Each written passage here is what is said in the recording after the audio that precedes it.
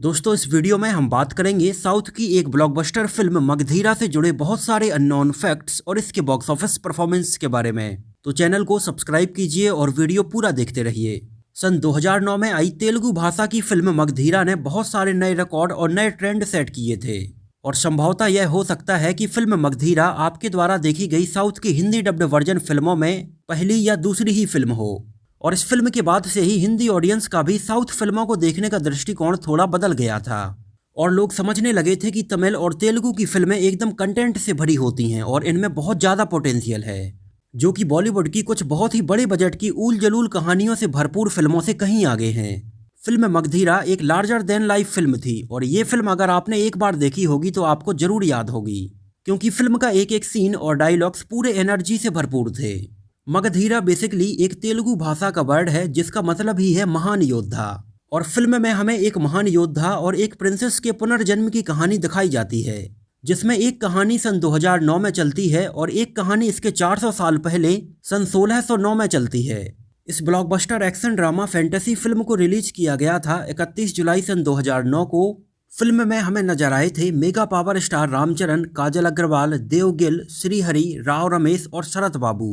Film को direct किया था लीजेंडरी डायरेक्टर एस राजमौली ने, जिनको आज इंडिया का one of the best director माना जाता है।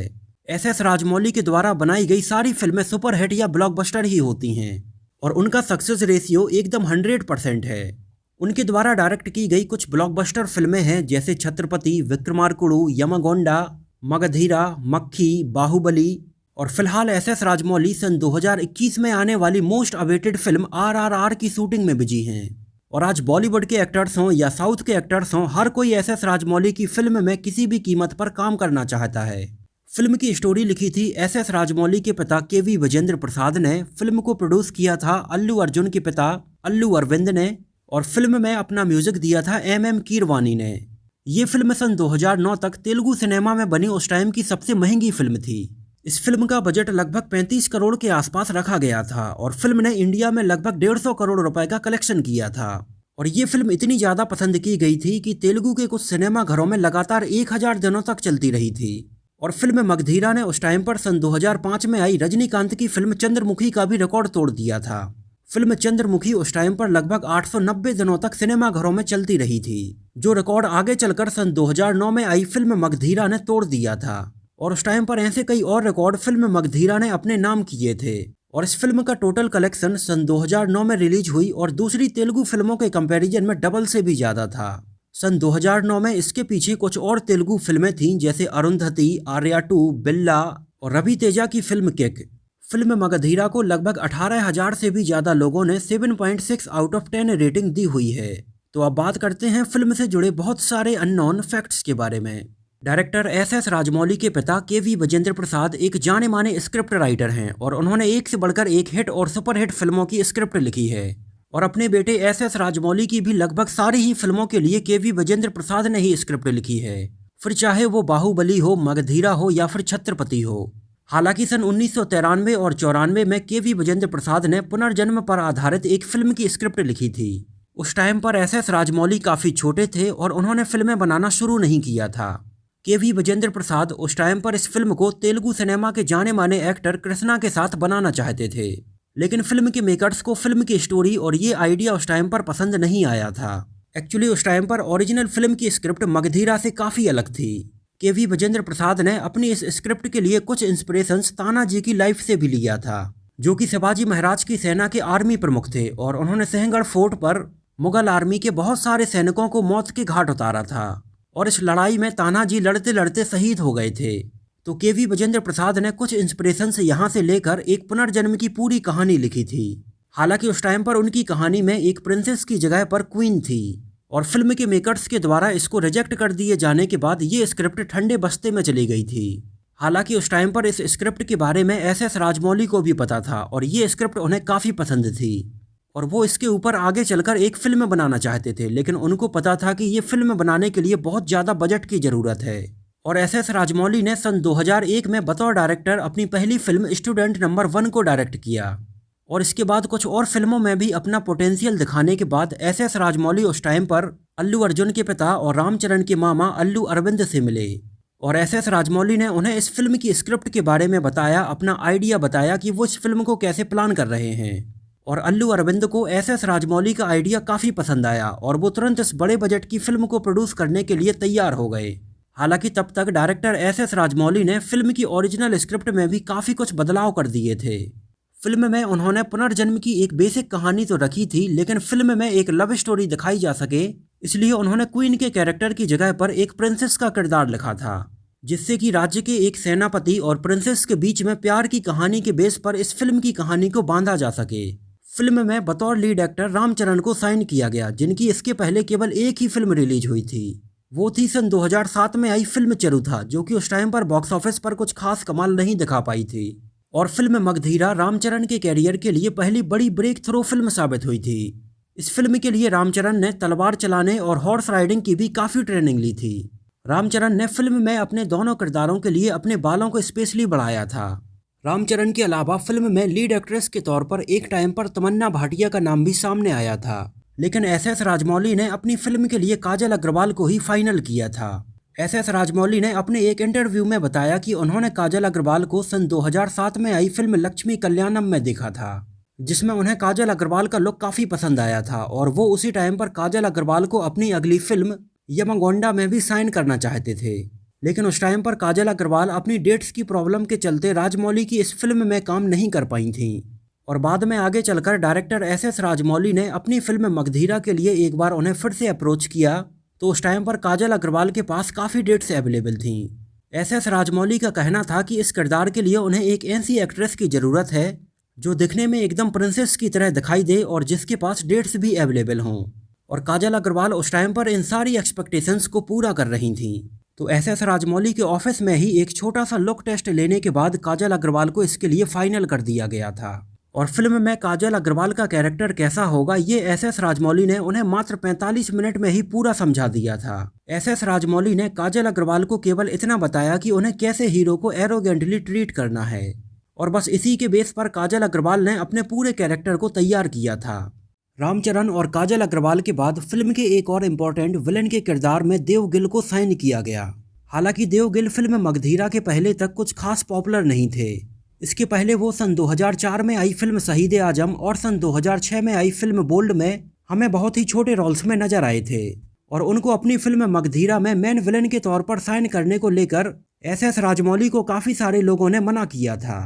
लेकिन एस राजमौली ने किसी की बात ना मानते हुए उन्हें फिल्म के मेन विलन के तौर पर ही साइन किया था। और इस फिल्म में देवगिल की परफॉर्मेंस बहुत पसंद की गई थी, और इस फिल्म के बाद लोग उन्हें उनके असली नाम देवगिल की बजाय उनके कैरेक्टर के नाम राणा देव बिल्ला के नाम से ही जानने लगे थे। फिल्म में पिछले जन्म की कहानी राजस्थान के एक राज्य की दिखाई जाती है, तो वहाँ के कल्चर को काफ़ी अच्छे से रिसर्च करने के बाद सारे कैरेक्टर्स के कॉस्ट्यूम्स उसी के बेस पर डिजाइन किए गए थे। रामचरण सेनापति के कैरेक्टर में अपने चेस्ट पर एक बहुत ही टाइट आर्मर पहने हुए हमें दिखाई देते हैं। एक्चुअली रामचरण का ये आर्मर बहुत ही टाइट था और ये प्लास्टर ऑफ पेरिस का बना हुआ था, और इसके लिए उनकी बॉडी का एग्जैक्ट मेजरमेंट करने के लिए पहले उनका एक स्टैच्यू बनाया गया था, और पहले रामचरण के इस स्टैच्यू पर ही सारे कॉस्ट्यूम्स को ट्राई किया गया था। फिल्म में ऑलमोस्ट सारे कैरेक्टर्स के कॉस्ट्यूम्स एस राजमौली की वाइफ रमा राजमौली ने डिजाइन किए थे। उन्होंने बताया कि काफ़ी महीने इसके ऊपर रिसर्च करने के बाद उन्होंने ये सारे कॉस्ट्यूम्स को डिजाइन किया था। फिल्म की ज़्यादातर शूटिंग हैदराबाद, कर्नाटका, बादामी और राजस्थान की लोकेशंस पर की गई थी। कुछ सीन राजस्थान के रन ऑफ कच्छ में फिल्माए गए थे, और फिल्म में दिखाई देने वाले वाइट डेजर्ट वाले सीन को धौलावीरा राजस्थान में फिल्माया गया था। हालांकि इसको एकदम वाइट दिखाने के लिए काफ़ी सारे कंप्यूटर ग्राफिक्स का भी यूज किया गया था, और यहीं पर केवल घोड़ों के साथ खाली रथ के दौड़ने वाला जो सीक्वेंस था, तो इस सीक्वेंस को शूट करने के लिए रथ में एक छोटे से आदमी को बैठाया गया था जो कि घोड़ों को कंट्रोल कर सके। हालांकि ये रथ के अंदर छुपकर बैठा हुआ आदमी हमें दिखाई नहीं दे रहा था, केवल खाली रथ हमें वहां पर दौड़ता हुआ दिखाई देता है। और इस सीन को शूट करने के लिए वहीं डेजर्ट में एक मारुति वैन को ऊपर से पूरा काट कर उसमें कैमरा प्लेस करके रथ के आगे आगे उसको दौड़ाकर इस सीन को बहुत अच्छे से शूट किया गया था। इसके अलावा फिल्म के एक सीन में पहाड़ के ऊपर जहां रामचरण 100 सैनिकों से अकेले लड़ाई करते हैं, तो इस ब्रिज का पूरा सेट रामोजी फिल्म सिटी में लगाया गया था। इसके लिए रामोजी फिल्म सिटी में लगभग 60 फीट ऊंचा और 100 फीट लंबा पत्थर, लकड़ी और स्टील की बीम से एक पूरा ब्रिज बनाया गया था। इस पूरे सेट को बनाने के लिए लगभग 20 ट्रक काली मिट्टी का यूज किया गया था और इसको लगभग 60 लोगों ने 20 दिन में मिलकर पूरा कंप्लीट बनाया था।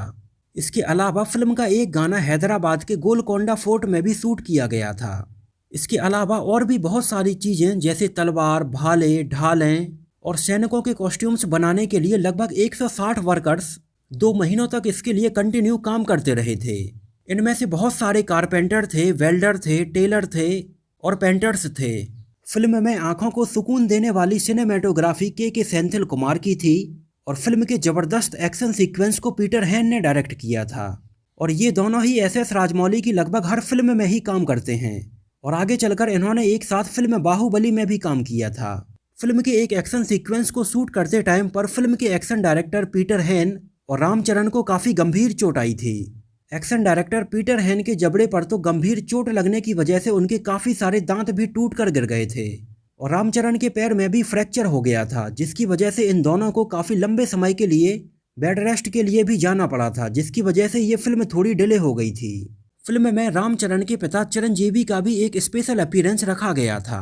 एक्चुअली पहले चिरंजीवी इस फिल्म में स्पेशल अपीयरेंस में नजर आने के लिए थोड़ी संकोच कर रहे थे, क्योंकि ये ऐसा पहली बार था जब उन्हें अपने बेटे रामचरण के साथ स्क्रीन शेयर करते हुए दिखाई देना था। हालांकि बाद में डायरेक्टर एस.एस. राजमौली के कहने पर वो इसमें गेस्ट अपीयरेंस के लिए तैयार हो गए थे और चिरंजीवी की ही सन 1992 में आई फिल्म घराना मोगदू के एक गाने बांगरू कोडी पेट्टा को इसमें रीमेक्स करके यूज किया गया था और यहाँ पर चिरंजीवी का आइकॉनिक डांस भी उनके इसी पुराने गाने से ही लिया गया था। इस गाने को उनके पुराने गाने की तरह ही पूरा एक पोर्ट पर फिल्माया गया था और रामचरण के इस गाने में दिखने वाली ये लोकेशन थी विशाखापट्टनम पोर्ट। फिल्म के रिलीज होने के पहले इसके पायरेसी को लेकर भी कुछ खबर मीडिया में सामने आई थी। फिल्म के मेकर्स ने इसको लेकर पुलिस स्टेशन में एक केस भी किया था, जिसमें उन्होंने बोला था कि फिल्म के 2 से 3 इंपॉर्टेंट सीन्स को हैदराबाद की रामोजी फिल्म सिटी से चुराया गया है। हालांकि एस.एस. राजमौली इसको लेकर बहुत ज़्यादा चिंतित नहीं थे, क्योंकि उनका कहना था कि वो फिल्म के एकदम रॉ सीन्स थे, उनको एडिट करना अभी बाकी था। हालांकि बाद में चोरी किए गए इन सीन्स की कुछ क्लिप को नेट पर भी डाला गया था, लेकिन इसके बारे में कुछ लोगों का कहना था कि ऐसा कुछ हुआ नहीं है, ये केवल फिल्म की पब्लिसिटी के लिए फिल्म के मेकर्स कर रहे हैं। हालांकि फाइनली जब फिल्म मगधीरा रिलीज हुई तो इसको क्रिटिक्स ने और ऑडियंस ने बहुत पसंद किया।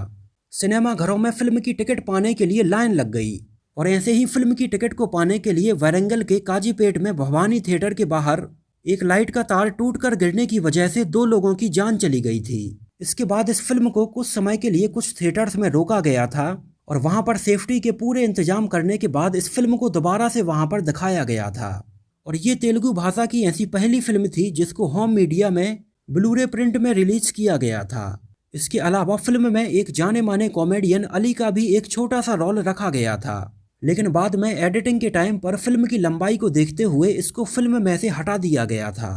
फिल्म को तमिल और मलयालम में भी बहुत अच्छा रिस्पॉन्स मिला था। इसको तमिल में मावीरन के नाम से और मलयालम में धीरा द वरियर के नाम से रिलीज किया गया था। हालांकि आगे चलकर इसको हिंदी में भी दोबारा से रीमेक करने के ऊपर भी प्लान किया जा रहा था और इसके लिए अनिल कपूर एक टाइम पर रामचरण से भी मिले थे, जिनसे मिलने के बाद उन्होंने बोला था कि वो इसके अगर हिंदी रीमेक में काम करना चाहें तो कर सकते हैं, वो इसके बारे में बोनी कपूर से बात करेंगे। लेकिन रामचरण ने इसके रीमेक में काम करने से मना कर दिया था। रामचरण का सोचना था कि ऐसी फिल्में एक बार ही बनती हैं और दोबारा से वही मैजिक क्रिएट करना पॉसिबल नहीं है। इस वजह से इस फिल्म का हिंदी रीमेक उस टाइम पर पोस्टपोन्ड हो गया था। हालांकि आगे चलकर सन 2017 में इसी फिल्म से मिलती जुलती एक और फिल्म राबता भी बनाई गई थी, जिसको लेकर भी उस टाइम पर काफ़ी कंट्रोवर्सी हुई थी। फिल्म मगधीरा के मेकर्स का कहना था कि ये फिल्म उनकी फिल्म की रीमेक है, लेकिन फिल्म राबता के मेकर्स ये मानने के लिए तैयार नहीं थे और ये मामला कोर्ट में भी गया था। हालांकि बाद में इस पूरे मामले को सॉर्ट आउट कर लिया गया था। तो दोस्तों, ये तो बात हुई फिल्म मगधीरा से जुड़े बहुत सारे अननोन फैक्ट्स के बारे में। मुझे तो ये फिल्म बहुत बहुत बहुत ही ज़्यादा पसंद आई थी।